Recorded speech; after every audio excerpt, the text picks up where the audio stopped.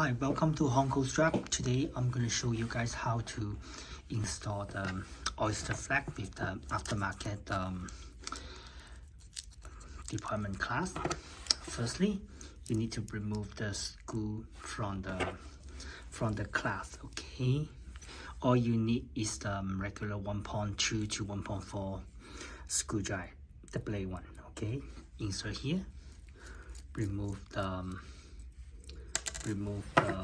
screw, and then for the shorter one, and then you just need to insert the screw right here, the screw, just pushing it, and then just like this, and then you install it, and then screw the one side screw, right? The second one, you just need to just open it, and then the second side you need another, the 16 mm the screw bar right here. You just insert this right here.